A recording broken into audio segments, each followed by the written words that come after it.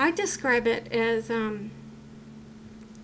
if I knew what I was just talking about, oh, the introverted and the extroverted. People who are introverted, this is how I describe them, is they process things that are going on, this might just be one aspect, around them in the world, internally. And extroverts do it aloud with other people, process stuff.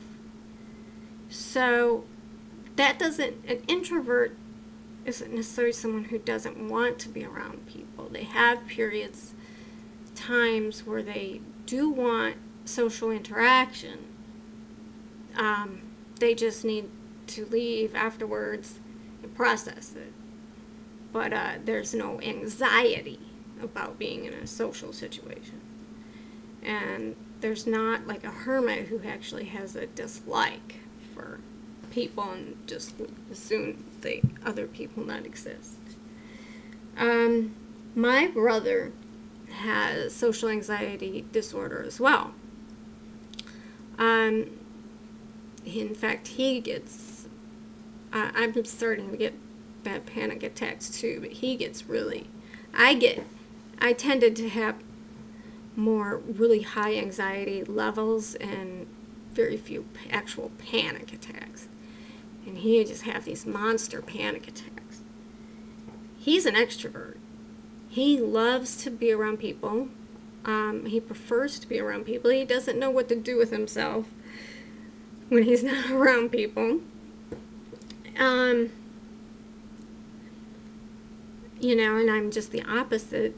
I mean, I have a need to be around people and be social, but to a lesser extent. And I tend to process what goes on around me inside myself rather than out loud to another person like him.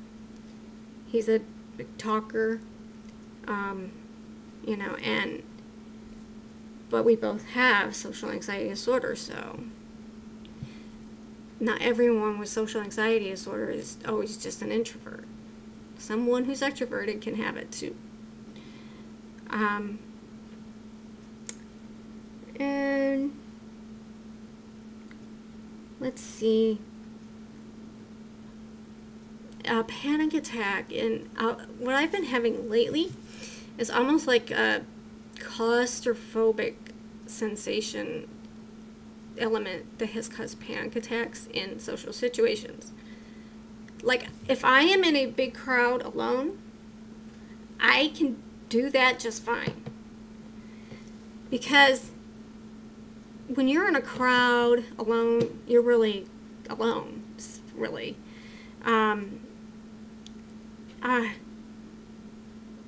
But you add a social element, like say I'm with someone from the shelter, like I went to get lunch with someone from the animal shelter at Subway. And now in the past I had been really social anxiety with depression so bad that I was agoraphobic and wouldn't leave the house and was afraid to use the phone. But in normal social anxiety mode, I prefer crowds to one-on-one or just small group socializing, as far as the anxiety level goes, unless I know the people really well. And it's still stressful even if I know them well. Anyway, as I was saying, we went to Subway, and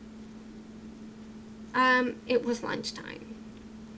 And I found myself, she was standing to my left, there were people to my right, and I'm in a social situation, and I'm in a crowd, and I'm trapped.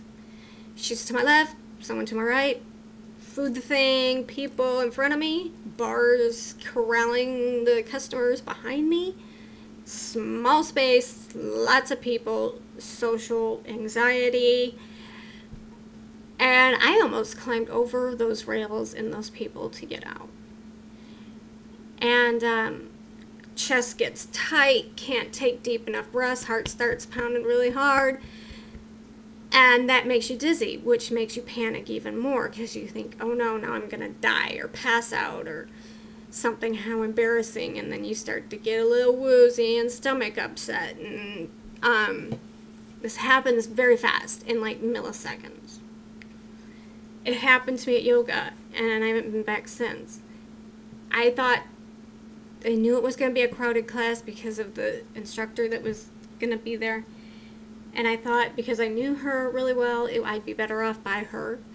And that happened to be in the back of the room. Well, there was even more people than I realized. And there was only one exit past all the people. And they said, find a partner. Oh my gosh, that's the most horrible thing they could have done to me. And I started crying. The tears were in my eyes. They hadn't rolled down yet. And I was shaking just like in seconds. And the 20-ish people in the room became 200. And the exit, I stood there and watched it grow. Get further and further away, the tunnel vision. Oh my God. And I was just paralyzed and panicked and just like a deer caught in headlights. And I finally managed to, and the instructor saw that something was wrong with me, and I said, I just need to go get a drink of water. And made my way through the crowd, got the drink of water, finished the class, and I haven't been back since, which sucks because I need that yoga. But I'm going to have to, but when I just drive by that town, that exit, I feel panicky. So I'm going to have to just force myself through it sometime. So that's all about social anxiety and me. Like I said, it's just, unlike the bipolar disorder where I will have periods of normal mood, the social anxiety is always there to a pretty good a degree that actually it probably affects my functioning worse than the bipolar. If I'm doing everything I can about the bipolar, I'm functioning daily pretty good.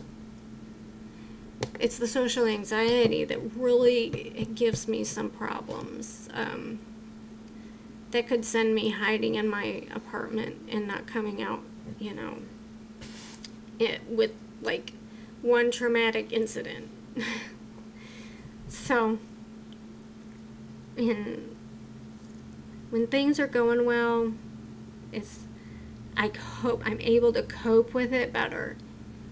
And when things are not going well, I cannot cope. I have all kinds of little tricks and pressure points and little mini relaxation exercises and things to counteract, challenge certain beliefs that my brain's trying to convince me of, and and all the catastrophic things I always think have happened or have not.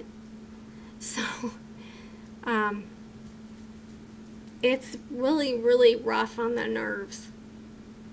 It can keep you up enough, make me go into a manic episode, the social anxiety, because I'm so anxious about a situation coming up that I'm not able to sleep. So that's how that interacts together. And that's that. Bye for now.